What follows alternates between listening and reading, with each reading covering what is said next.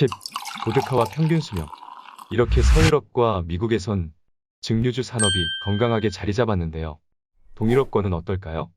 동유럽권의 대표적인 술은 바로 보드카지요. 러시아는 옛날부터 추운 날씨로 곡물이 부족하였는데요. 이 때문에 호밀로 만들던 보드카 생산량은 많지 않았죠. 그런데 19세기 무렵 신대륙에서 감자라는 곡물이 들어오자 추운 날씨에도 잘 자라 감자가 풍족해집니다. 남아도는 감자로 보드카를 만들기 시작했는데 악취가 심하게 났습니다. 그때부터 보드카는 무향, 무취, 무색을 목표로 하여 현재 보드카의 정체성이 되었지요. 대표 브랜드는 러시아의 스미노프, 스웨덴의 앱솔루트가 있습니다.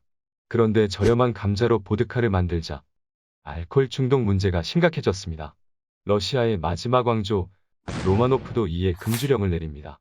하지만 미국처럼 밀주가 성행했고 오히려 공산당의 자금줄로 큰 역할을 하였죠. 그리고 공산당 혁명이 일어나 로마노프 왕조는 무너지고 소련이 세워졌습니다. 하지만 알코올 중독 문제는 여전했습니다. 1950년대 2차 대전이 끝나고 소련이 발전하자 소득 생활 수준이 높아졌는데요. 그런데 보드카 소비량이 너무 급증하여 평균 수명이 떨어져 버렸습니다. 소련 정부는 소련이 붕괴될 때까지 몇 년마다 계속 금주령을 선포했습니다만 매번 반발에 부딪혔고 좌절되었죠. 금주령이 떨어질 때마다 러시아 사람들은 공업용 알코올을 먹다가 눈이 멀기도 하고 향수에서 알코올을 추출해 마시기도 하는 등 러시아인들을 막을 수 없었습니다. 유독 러시아인들이 보드카를 끊지 못하는 이유는 바로 어느 점 때문입니다. 영국, 프랑스와 러시아 위도는 비슷한데요.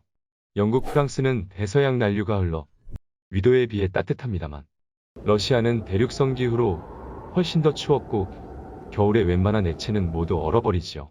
단 알코올 함량이 높은 보드카만은 얼지 않았습니다. 뿐만 아니라 보드카를 먹으면 몸이 따뜻해지는 기분도 받을 수 있었죠.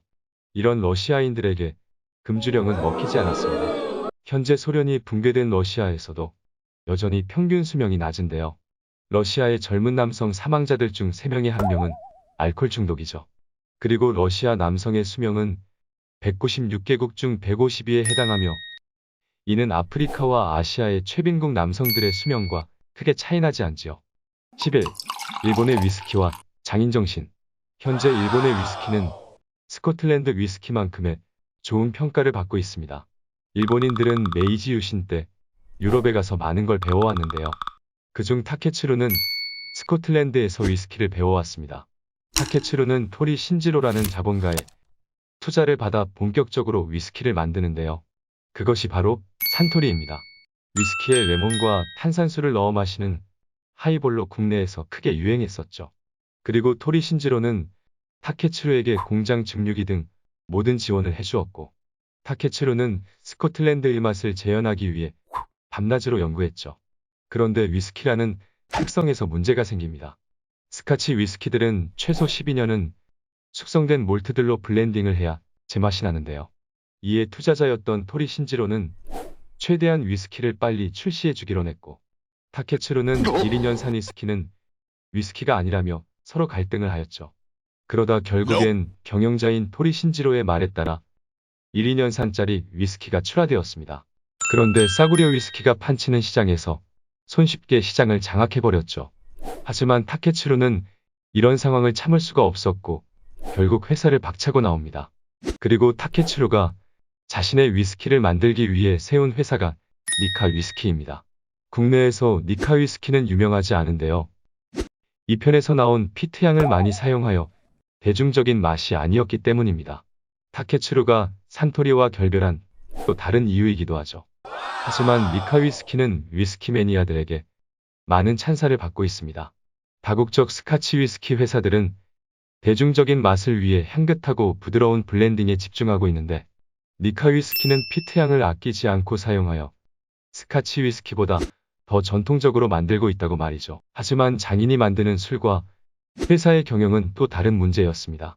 대중적이지 못한 니카의 위스키는 크게 인기가 없었고 회사의 다른 주주들이 지분을 아사히 맥주에 넘겨버리며 타케츠루는 사실상 바지 사장으로 전락합니다. 그 이후부턴 니카에서도 상당히 대중화된 위스키들도 많이 나오죠. 12. 한국의 위스키.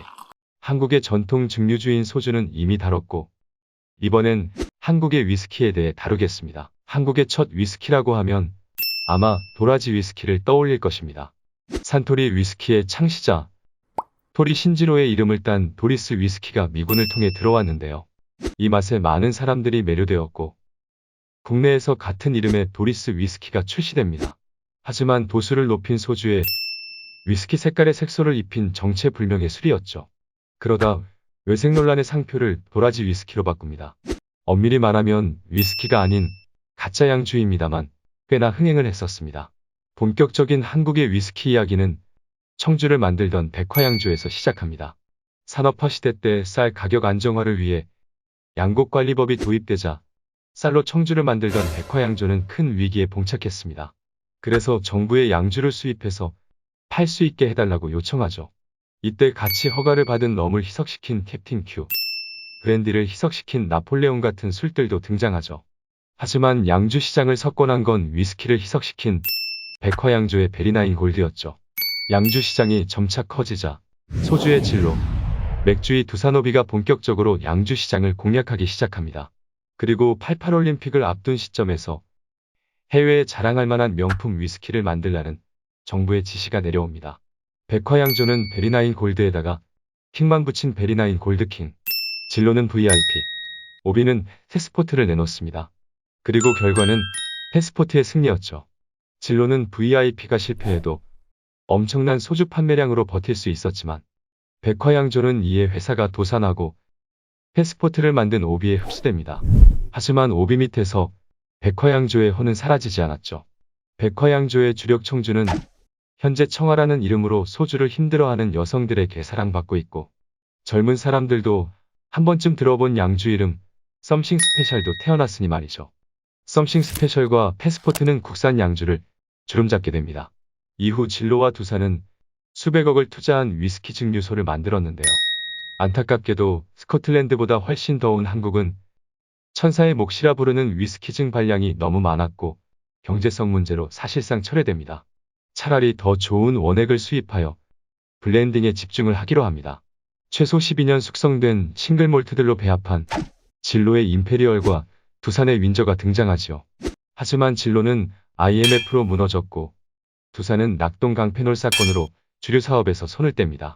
임페리얼은 발렌타인을 소유한 페르노리카 그룹이, 윈저는 조니 워커를 소유한 디아지오 그룹이 인수하지요. 이후 둘이서 시장을 양분하다가 국내 기업 골든블루와 롯데스카치블루가 뛰어들며 치열한 싸움을 벌이고 있죠. 하지만 이들의 치열한 싸움이 무색해질 만큼 위스키 시장은 거의 사양 사업이 되어가고 있습니다. 회사에서 단체로 독주를 마시는 주류 문화 대신에 개인이 찾아보고 마음에 드는 술을 고르는 주류 문화가 자리 잡았기 때문이죠. 하지만 술집에서 판매량이 급감하는 대신에 대형마트나 백화점의 주류 코너에서 세계 유명 위스키들의 판매량이 조금씩 늘고 있지요. 뿐만 아니라 주류 코너의 라인업은 점차 다양해지며 웬만한 유명한 술들은 모두 만날 수 있습니다. 가볍게 맥주로 혼술하는 것도 좋지만 가끔은 비싼 증류주로 분위기를 내는 건 어떨까요? 끝까지 봐주셔서 감사합니다. 구독과 좋아요는 영상 만드는데 큰 힘이 됩니다.